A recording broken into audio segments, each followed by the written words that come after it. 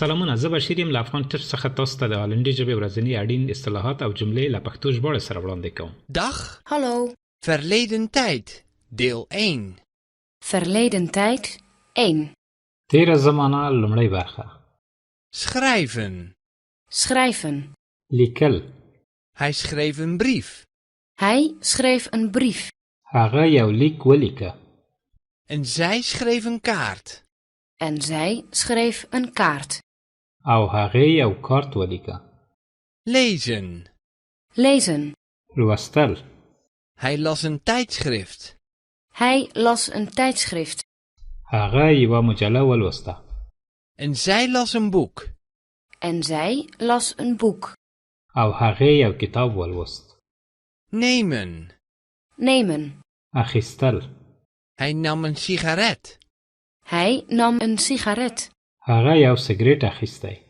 Zij nam een stuk chocola. Zij nam een stuk chocola. هغې یوه ټوټه چاکلیټ اخیستی. Hij was ontrouw. Maar zij was trouw. Hij was ontrouw, maar zij was trouw. هغه بې وفا وه مګر هغه وفاداره وه. Hij was lui. Maar zij was ijverig. Hij was lui, maar zij was ijverig.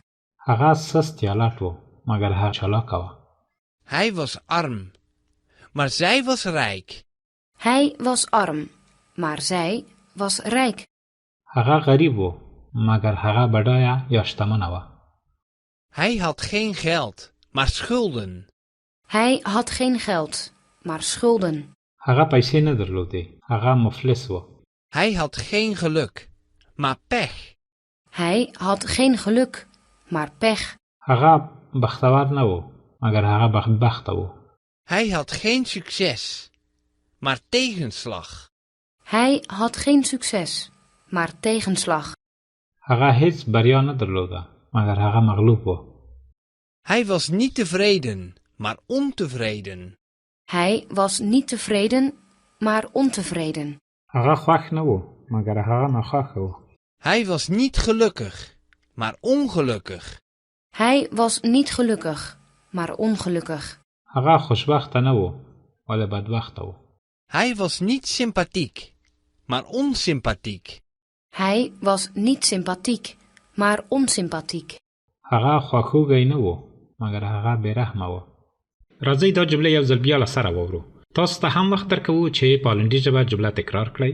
ورپسې زه پښتو معنا درته وایم. Verleden tijd, deel 1. Verleden tijd 1. تیره زمانه لومړی برخه. Schrijven. Schrijven. لیکل. Hij schreef een brief. Hij schreef een brief. هغه یو لیک ولیکه. En zij schreef een kaart. En zij schreef een kaart. او هغې یو کارت ولیکه. Lezen. Lezen.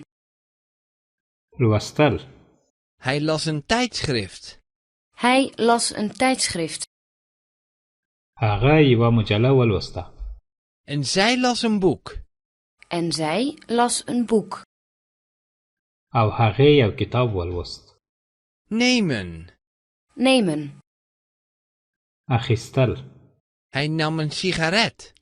Hij nam een sigaret. هغه یو سګرټ اخیستی. Zij nam een stuk chocola. Zij nam een stuk chocola. هغې یوه ټوټه چاکلیټ اخیستی. Hij was ontrouw. Maar zij was trouw. Hij was ontrouw, maar zij was trouw. هغه بې وفا وه مګر هغه وفاداره وه. Hij was lui. Maar zij was ijverig. Hij was lui, maar zij was ijverig. هغه سست یا لټ و مګر هغه چالاکه وه. Hij was arm. Maar zij was rijk. Hij was arm, maar zij was rijk. هغه غریب و مګر هغه بډایه یا شتمنه وه. Hij had geen geld, maar schulden. Hij had geen geld, maar schulden. هغه پیسې نه درلودې. هغه مفلس و. Hij had geen geluk, maar pech. Hij had geen geluk, maar pech. هغه بختور نه و مګر هغه بدبخته و. Hij had geen succes, maar tegenslag. Hij had geen succes, maar tegenslag. هغه هیڅ بریا نه درلوده مګر هغه مغلوب و. Hij was niet tevreden, maar ontevreden. Hij was niet tevreden, maar ontevreden. هغه خوښ نه و مګر هغه ناخوښه و. Hij was niet gelukkig, maar ongelukkig.